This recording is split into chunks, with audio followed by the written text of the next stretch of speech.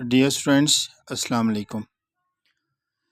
گلستان Urdu channel میں آپ سب کو خوش آمدید کہتے ہیں اور یہ امید کرتے ہیں کہ آپ سب بخیریت ہوں گے۔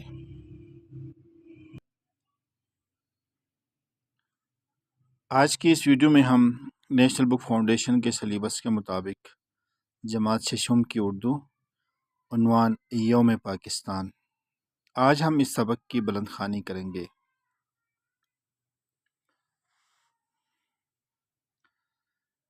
یوم پاکستان، یہ دن 23 مارچ 1940 کی قرارداد پاکستان کی یاد میں منایا جاتا ہے۔ اس دن کو یوم پاکستان ہی کہتے ہیں۔ بر صغیر کے مسلمانوں نے اس دن کے لیے 1857 سے 1940 تک بہت زیادہ جد و جہد کی۔ 1857 میں انگریزوں نے مسلمانوں سے اقتدار چھین کر اپنی حکومت تو قائم کر لی، لیکن مسلمانوں کے آزاد ذہن پر قبضہ نہ کر سکے۔ یہ وہ زمانہ تھا جب انگریزوں نے مسلمانوں کو اپنا دشمن سمجھ کر وہ اقدامات اٹھا لیے جس سے پورے برصغیر کے مسلمانوں کا تعلیمی، معاشی اور سیاسی استحصال ہوا۔ ایسے ناسازگار حالات میں سر سید احمد خان نے علی گڑھ یونیورسٹی کے ذریعے مسلمانوں کی تعلیمی پستی دور کرنے کی کوشش کی، اور پھر تاریخ نے وہ دن دکھایا جب علی گڑھ کے جلائے ہوئے چراغوں کی روشنی سے ڈھاکہ میں مسلم لیگ کا قیام عمل میں آیا۔ ایک طرف مولانا محمد علی جوہر نے اپنے اخبار کامریڈ کے ذریعے آزادی کی شمع روشن کی، تو دوسری طرف حضرت علامہ اقبال نے 1930 میں خطبہ الہ آباد کے ذریعے پاکستان کا نقشہ واضح کر دیا۔ برطانوی راج نے 1937 میں عام انتخابات کرائے، ان میں مسلم لیگ کو شکست ہوئی اور کانگریس کو تقریباً 1000 سال کے بعد پہلی مرتبہ اقتدار ملا۔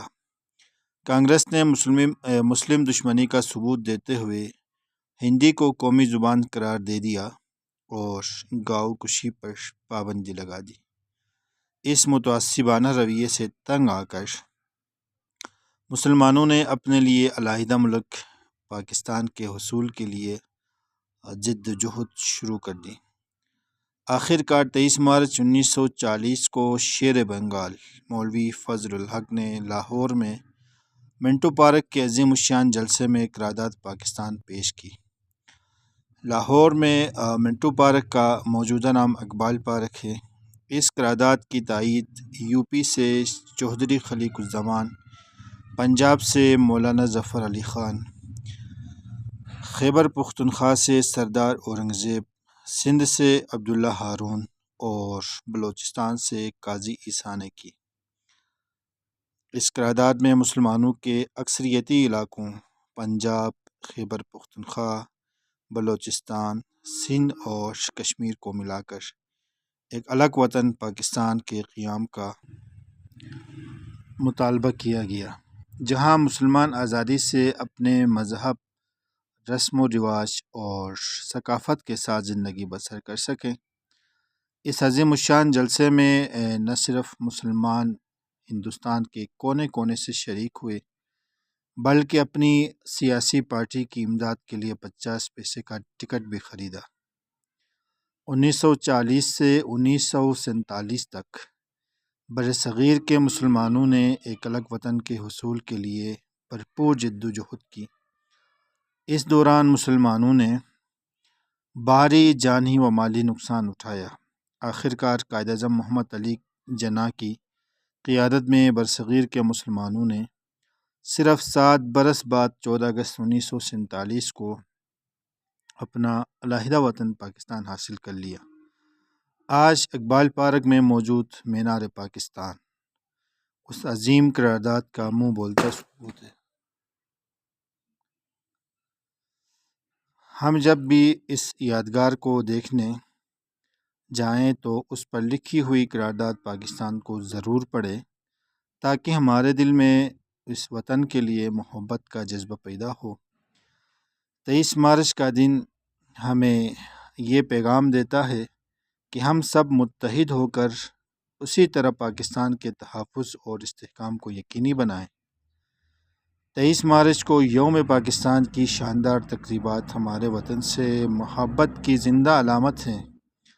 عوام جس جوش و جذبے سے ان میں شرکت کرتے ہیں اور اپنے وطن کے محافظوں کی ہمت، محنت اور جذبے کو سراہتے ہیں، وہ قابل دید ہوتا ہے۔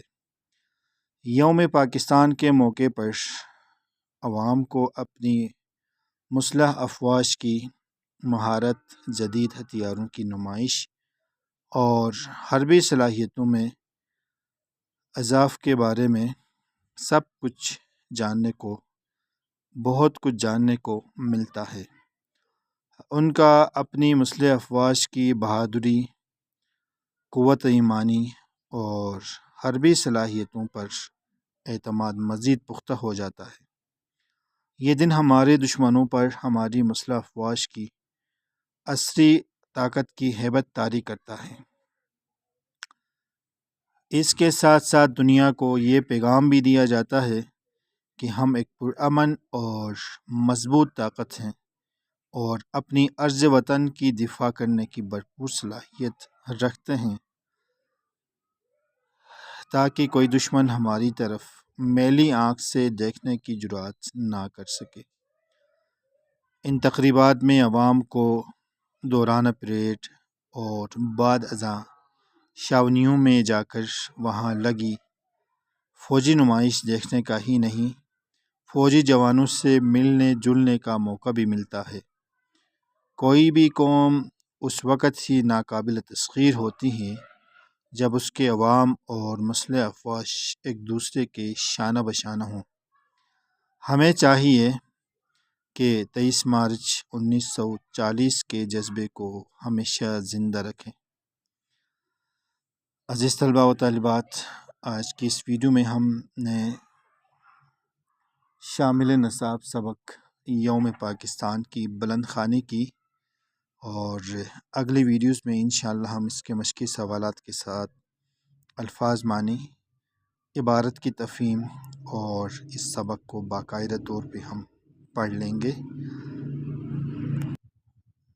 آپ ہمارے ساتھ جڑیے رہے اور اسی طرح کی دیگر ویڈیو سے استفادہ کرنے کے لیے گلستان اردو چینل کو سبسکرائب کریں، تاکہ ہر نئی آنے والی ویڈیو سے آپ استفادہ کر سکیں گے۔